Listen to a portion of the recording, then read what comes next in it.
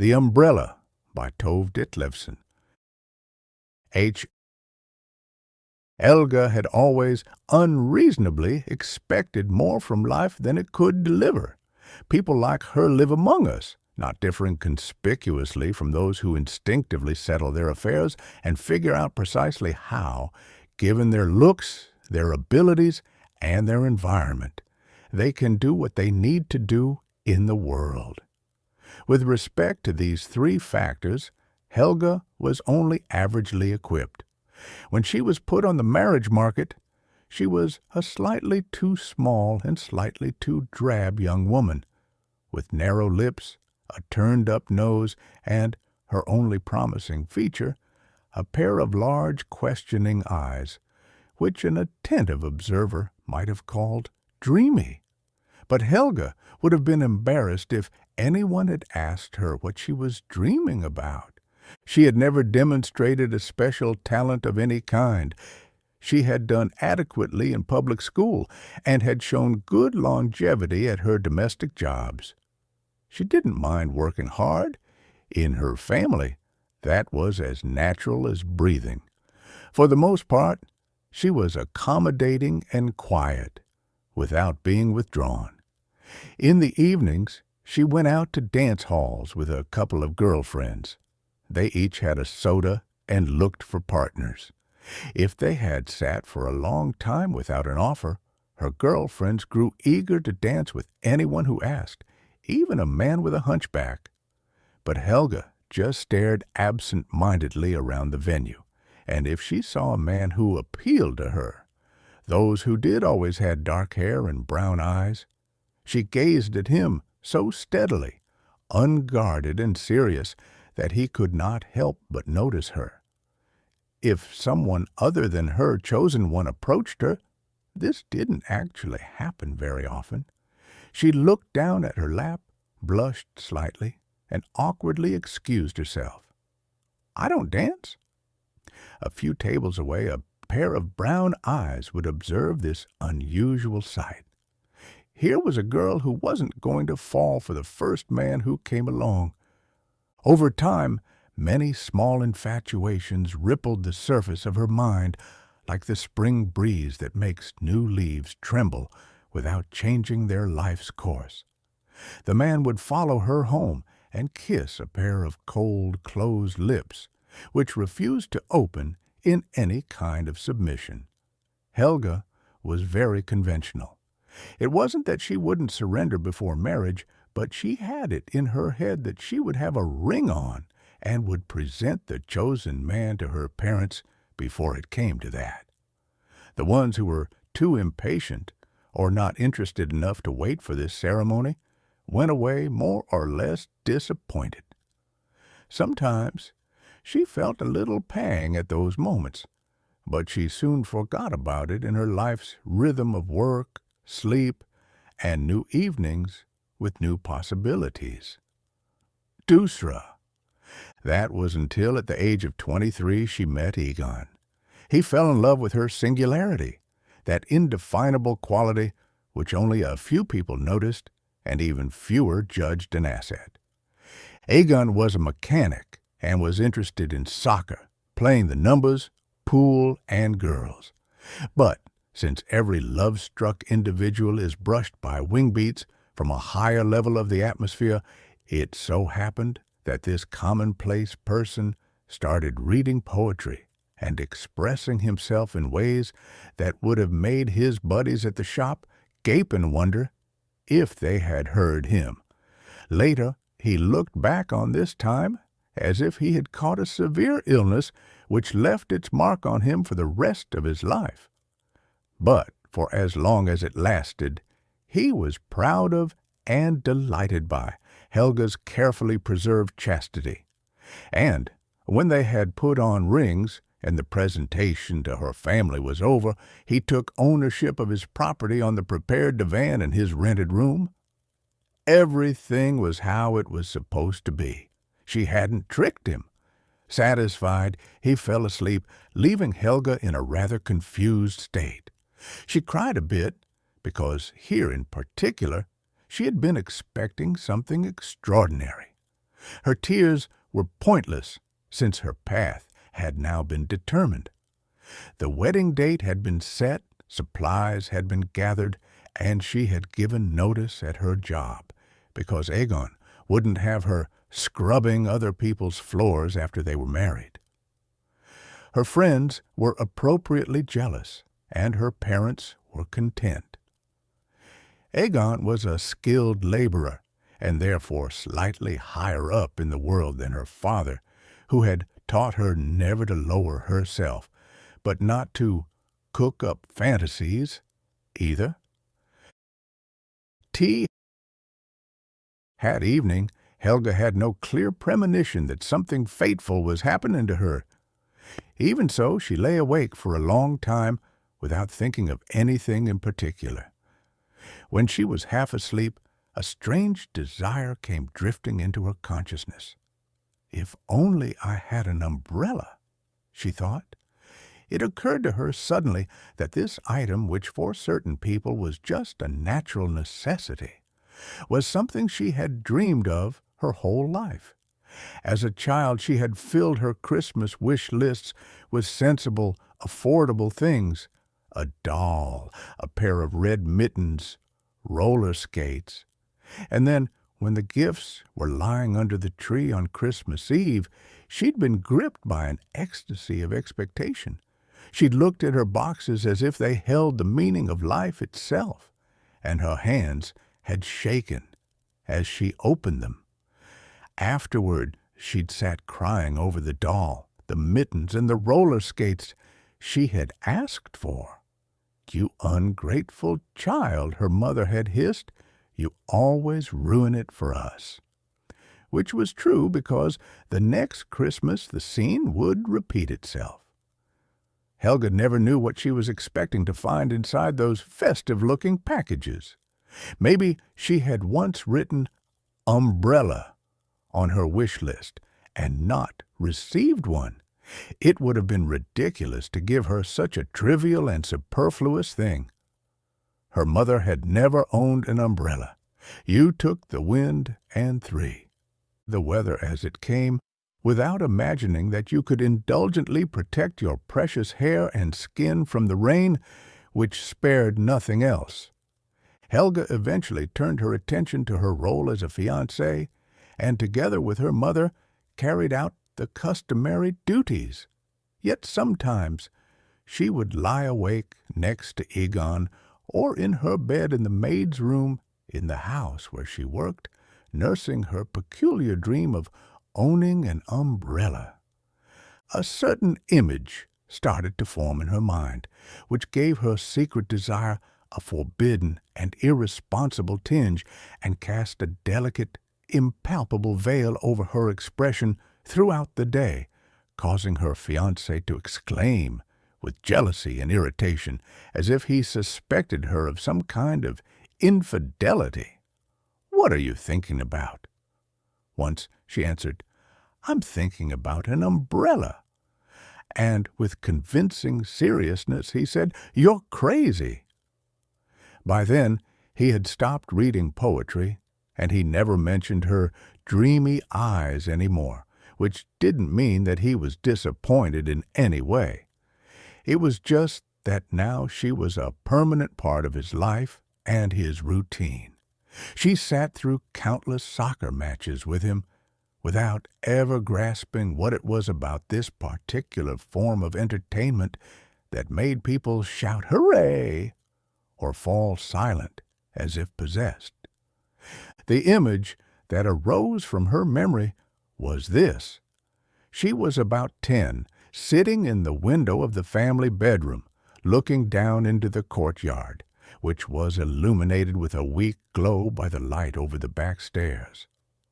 She was in her nightgown, and should have been in bed, but she had developed the habit before going to sleep of sitting there for a few minutes and staring out into the night without thinking about anything, while a gentle peace erased the events of the day from her mind. All at once she saw the gate open, and across the wet cobblestones of the courtyard, onto which raindrops splashed in an excited rhythm, strolled a pretty dreamlike creature. Her long yellow dress nearly touched the ground, and high above her profusion of silky blonde curls floated an umbrella. It was not like the one Helga's grandmother used, round, black, and dome-shaped with a solid handle, but a flat, bright, translucent thing, which seemed to complement the person who carried it like a butterfly's radiant wings. She had just a brief glimpse, and then the courtyard was deserted as before, but Helga's heart was pounding with strange excitement. She ran into the living room where her mother and father were sitting. "A lady was walking across the courtyard," she said softly. Then she added, with awe and admiration, "She had such a nice umbrella." She stood there barefoot, blinking into the light. The familiar room, which lacked anything with a comparable essence, now seemed to her cramped and poor. Her fourth. Mother looked surprised. "A lady?" she asked. Then the corners of her mouth turned downward, as they often did when something displeased or bothered her. "It's that girl next door," she said sharply. "It's scandalous." Then Helga's father turned to her with a flash of anger. "Why the devil are you sitting staring out the window when you should be in bed?" he yelled. "Get in there and go to sleep."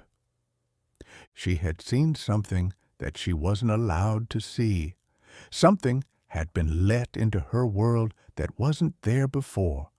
After that, every evening, even though she was an obedient child, she crept over to the window to watch the yellow dress drift across the cobblestones in all kinds of weather, but always with an inexpressibly sweet and secretive air, and always accompanied by that mysterious umbrella, visible or invisible, depending on if it was raining or not.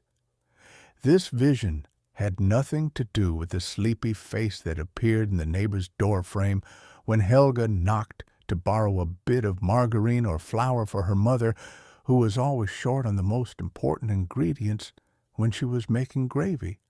And it made no noticeable difference when, one day, this neighbor moved away. For a long time, the child still waited at the window for that yellow dress and the buoyant, translucent umbrella. When this nightly passage through the darkening courtyard stopped, she just shut her eyes and listened to the rain splashing against something taut and silky and more distant than all her childhood sounds and smells.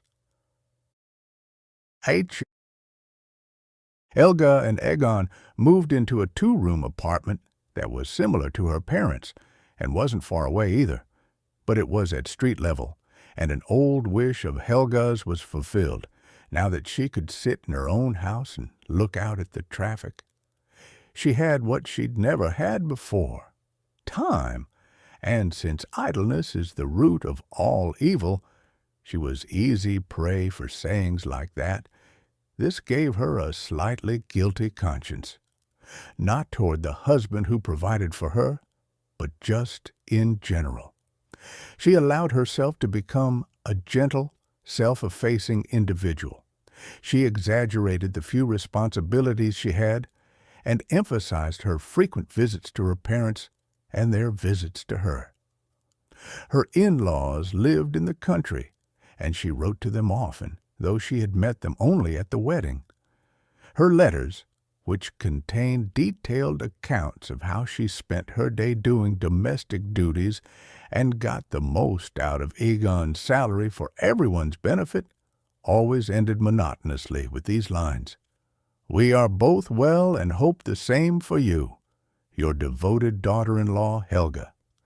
Every morning she and her mother went shopping, each with a headscarf and a sturdy shopping bag. Her mother shopped for the best cuts of meat at the butcher. Men who work hard need a solid meal, she explained. Helga served a solid meal for her husband at precisely 6 o'clock every evening. But from the moment he left in the 5th morning until that hour, She rarely thought of him. When the shopping and the cleaning were done, she sat at the window with some darning that was meant to distract her from the fact that she was sitting there idly while the people in the street all seemed to have so much to do. From her protected, hidden spot behind the curtain, she observed them with interest and seriousness, the way she had before Egon observed all men with brown eyes. She was filled with vague curiosity. Where were they going? Why were they so busy? Although she didn't realize it, she was lonely. She often thought about her mother because, in Helga's eyes, her mother was a person who, unlike everyone else, never changed. It was a kind of respite for Helga to be with her mother and child. Comfort. She loved recalling her childhood. She liked hearing her mother talk about things that had happened. Her mother talked a lot. The sentences streamed from her, forming sturdy frames around distant, blurry landscapes. Often she said, "You are doing so well. You should appreciate it more. But you have always been ungrateful." "Ungrateful how?" Helga asked. Then, every time she got the story about all the tears she had shed when she received gifts. "In the end, we were simply afraid to buy you anything," her mother said. And there, in the twilight, they sat, shaking their heads at the thought of this unappreciative child who had cried over gifts that would have delighted other children. They talked about this mystery in the same tone one might use to talk about getting over scarlet fever. "Good heavens, you were so sick, we thought you might never get over it." Most of all, Helga loved hearing about everything that was outside the parameters of her own memory, about the first word she'd spoken, when she'd been toilet-trained, and so on, things that did not differentiate her at all from any other child a mother might talk about. Her mother liked to end these stories while getting up and gathering her belongings by making some remark like, "Well, we won't be seeing those times again." Generalizations spoken without the slightest tone of complaint, but that left a small rip in the veil that lay over Helga's innermost being like the membrane around an unborn child. When her mother left, always soon before Egon was expected home, Helga waved to her familiar substantial figure for as long as she could see it. Then she sat back down at the window without turning on the light. A sadness grew within her and around her. She thought, if only Egon would come home. But when he did come, and filled the small rooms with his noisy company, every enchantment was shattered. Could it be that it wasn't him she was longing for? She walked around quietly, carrying out her housewifely duties, picked at her food like a bird and said yes and no when her husband's remarks required an answer. Once he regarded her closely. "You should have a kid," he said. "I damn well don't understand why it's not happening." Then she blushed, partly at her deficiency in that department, but more because she didn't actually mind not having a child. Her togetherness with her mother allowed the child Helga to live on within her, and it was as if there weren't room for another one. Sometimes she lied to Egon when he asked if her mother had been over, because, for some reason, he didn't like her mother to visit so often when he wasn't home. He days passed without much to distinguish one from the next. One evening, Helga had the food waiting for an hour before Egon came home, and when he did arrive, he was drunk. He threw himself down on the divan, from which he followed her movements through the living room with a furtive, sinister glare. "What's wrong with you?" he asked suddenly. "Your face looks all pasty." She was shocked and quickly put some rouge on her cheeks, but later She got used to his tone. She also got used to making food that was easily reheated, because it became impossible to predict when he would come home. She told her mother, "Egon started drinking." Her mother seemed to be more uneasy about it than Helga was. "When a man drinks, it's because he's dissatisfied with his wife," she declared, and since she was of the opinion that you could always do something about a problem, she advised her daughter to talk it out with Egon and figure out what was the matter. But Helga had never tried to put herself in another person's shoes. It had never been necessary. Her entire character consisted of a pile of memories without a pattern or a plan. There were a number of pairs of brown eyes, a twilight mood, an immense undefined expectation, a yellow dress, and an umbrella. There were tears and disappointments, and so many other things, and small joys in between. And there was a man who had opened her narrow, pale lips, and for a few moments made her feel the tug of something unknown and wonderful. There was a voice that had said strange and sweet words to her, and over it all stretched the fine silk umbrella canopy of her childhood and her dreams. This had nothing to do with the man who had started drinking. She thought she had given him as much of herself as he could reasonably expect, and her vague feeling of inadequacy with him was only because she wasn't pregnant, as a newly married wife ought to be. But it seemed to her that, as usual, she expected something more for herself, a kind of surfeit that went only to other unknown individuals. Not that she blamed anyone for anything. She had never done that because she knew how unreasonable she was. She had written things on her life's wish list that were achievable: time to dream, a husband with brown eyes, and a child, the last one for conventional reasons. Her outward behavior had always been dictated by tangible things, so she assumed that it was something concrete that had made Egon start drinking and speaking harshly to her. She nodded thoughtfully to her mother over her tea and promised to talk it out with her husband. But she had already decided that it, 7, was the lack of a child that was bothering him, and matters no one could do anything about were not proper topics of conversation, not even with her mother. That evening, Egon came home at midnight.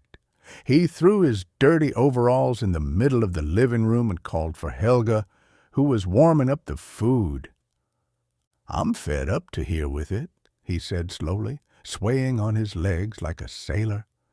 She appeared in the kitchen door, staring at him with her sorrowful, wondering eyes. "What are you fed up with?" she asked anxiously. "Everything," he said, his alcohol breath reeking in her face. "What do you think I am, an idiot?" She didn't answer, but pulled back from him a step. Her mind was slow, never fully able to follow a situation, especially a surprising one. Her mind quickened only with memories. "The food is burning," she said hesitantly. He laughed callously. "I don't want any food," he drawled. "I ate already." "Where did you eat?" she asked quietly, starting to untie her apron. Her hands trembled slightly. He could see that she was hurt or afraid, and he laughed loudly again.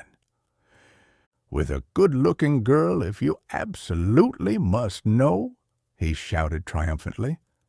Then he belched in her face, walked into the bedroom, and lay down on the bed, fully dressed. Helga followed him. She looked at him, confused, numb to any clear thought or feeling, as she fumbled for a safe, childlike footing. She whispered, "I'm going to tell my mother," but he was already asleep. Actually, she didn't feel any more hurt by the thought that he had very likely cheated on her than she knew a person ought to feel. A husband shouldn't drink, but if he cheats, that is much worse. Instead of having her usual fantasies, she imagined him with another woman. But it really didn't make much difference. It was only her outer life that he was threatening. It didn't change who she was. Her body was the same as before, with one small distinction. It had lessened in value to other men. The term ate. Other men hadn't occurred to her since she got married. Now, as she slowly undressed, she thought only about that, because she knew that her mother would. Her mother would rationalize that if this husband neglected his obligations, then she would have to turn to other brown-eyed men for the pursuit of her daily bread. This idea that the men absolutely had to have brown eyes came, by the way, from her mother, a remark that had stuck. Dark men are goodness itself. Egon slept heavily beside her, and Helga lay observing him. Despite the late hour, she wasn't sleepy. His chin was relaxed, he had a beard, and he was snoring. This was how one might think about a stranger, not one's husband. Maybe he had been a stranger to her for quite some time, ever since the day she had gone to him with such high expectations and departed with such deep disappointment in her own quiet way, without acknowledging it as any great calamity. What does one person mean to another anyway, except when one forces the other to act? Helga's reaction was strange. The times that she'd stolen a small amount of the household money and hidden it in a little box, originally a jewelry box that she had been given for her confirmation, she hadn't had any particular purpose in mind. Perhaps she had tried to convince herself that it was for Christmas gifts or other things they would struggle to afford. But now she realized why. She had saved this money. She smiled suddenly in the dark and very quietly slipped out of bed and walked to the drawer where she had hidden the box. The moon lit the little room like a false dawn. With the deftness of a thief, she counted the money. There were almost 40 kroner. She held them in her hands, smiling gently, redeemed and alone, like a child smiling in her sleep. All she could think of was an open, translucent umbrella, with a certain shape and color. She longed for the morning, and her heart pounded fast, the way a woman's heart pounds when she is going to meet her lover. She imagined the street in the rain, and herself wandering beneath this silken canopy. Vague, bright thoughts spread like dandelion tufts across her mind. A house where she had worked, the wife in a dinner dress. Oh, Helga, bring me my umbrella. She had held many umbrellas in her hand without thinking about them. Things outside her world didn't really mean anything to her. Until now, until she acted. She got back into bed, and her husband reached for her body in his sleep, mumbling something she couldn't make out. Carefully, she laid his limp hand back under the comforter as a distant tenderness flowed through her. For a second, she felt as much searing emotion as she could ever feel for another person, except for her mother. Recently, Egon had often yelled about getting a divorce, said that he wasn't going to be married to a broom handle, but words slung at her that way passed right through her nine, as if she were a sieve. Her parents had always yelled like that when they fought. It didn't mean anything, and she was used to it. All that mattered to her was that the neighbors didn't hear. She was never one to argue. She just figured that other people were like that, and she wasn't. She defended herself in another way. There was no way of knowing when it would surface. Maybe Egon had never cheated on her at all, but that didn't matter anymore. Tea Next morning, they both acted as if nothing had happened. That was how they're perfectly regular people can once in a while when they are feeling happy. She brightened the November day like a pale, delicate morning star, trembling gently and devotedly before it is extinguished. She wasn't the same person that she had been the day before. She was a woman walking into shops, looking at umbrellas. It took a long time to find the right one, and she carried it awkwardly on the way home, like a man who isn't used to carrying a bouquet of flowers. Once she was inside, she opened the umbrella and skipped around the apartment with it. Her joy was pristine. She walked exactly like the woman in the yellow dress from her childhood.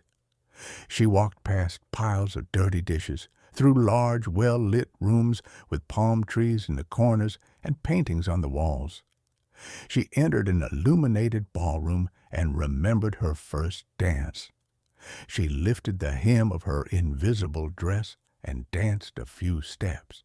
The shaft of the umbrella was cool, thin, and strong, something to hold tightly, something to admire, to believe in, to acknowledge. Now she could say to her girlfriends, "I bought an umbrella," and it would still be all hers. She closed it, studying the way it functioned, the shiny ribs, the tiny, adorable silk buttons, and the durable yet translucent cloth, against which the rain would some day thrum its melody of forgotten and lost times. Her ecstasy lasted most of the day. She didn't think about her mother. She didn't clean. She didn't even dust the furniture. She didn't think about Egon either. When he returned unexpectedly straight from work, she was sitting in the window at her usual spot with the darning basket, which was empty, in front of her. She smiled at him and stood up.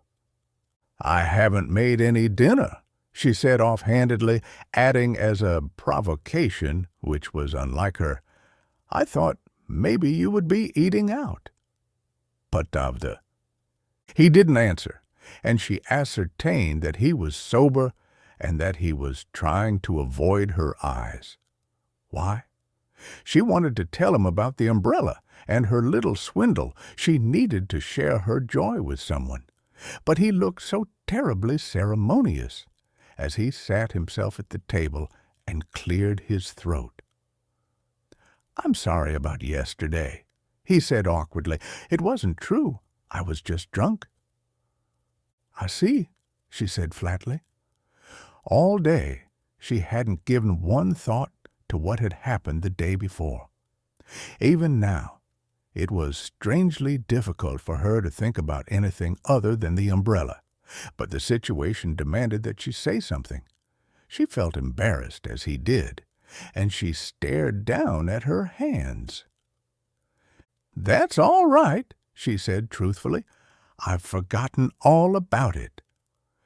She didn't notice the shadow darkening his face, and she didn't register how despairingly he tensed his whole body toward her. She was a person who didn't come when she was called. She was the one who called when she needed something, in a thin voice, which was easily drowned out by the storm. Besides, it is very rare that two people call at the same time and both get responses. She was content in herself. She even had a bit extra to share. But her husband had pursued her for a long time like a big, clumsy animal, while she, agile and light as a scared gazelle, had run from him into a bright, hidden clearing in the woods. She sat down across from him, small and erect, and again seemed to him both secretive and alluring. As he had a long time ago, he asked jealously and fearfully, "What are you thinking about?" And just like back then, her clear, dreamy eyes glided over him as she responded, "An umbrella." And then with sudden animation, "I bought it, Egon. Do you want to see it?" She was already skipping to the entryway, breathless with excitement. But he followed behind her and abruptly, angrily, pulled the fine object from her hands and broke it in half over his strong knee. "There's your umbrella," he shouted, and she stood for a second in shock, staring at the pieces, at the cleverly formed ribs and the torn silk. Then she walked silently past him into the little living room, back to the manageable, the tolerable, the predetermined. She sat by the window as before, finally realizing that this was her place, and that everything was the way it was supposed to be. The colors in her memory mixed together, forming the beginning of a kind of pattern. She realized that she could never be the owner of an umbrella. It was only natural, it made sense 11, that the umbrella was ruined. She had set herself up against the secret law steering her inner world. Few people, even once in their lives, dare to make the inexpressible real. Helga smiled distantly at her husband. It was as if he had suddenly caused some string inside her to vibrate slightly, maybe because he had shown her the limits of her potential before it flowed out into nothingness. She didn't think about it like that. She just thought, this is exactly as if I had cheated on him, and he's forgiven me. And she nodded, seriously and absently, as if to a child who wanted to take a star down from the sky and give it away, when he, intensely occupied with screwing a new bulb into the ceiling fixture, said to her over his shoulder, "You'll get another umbrella."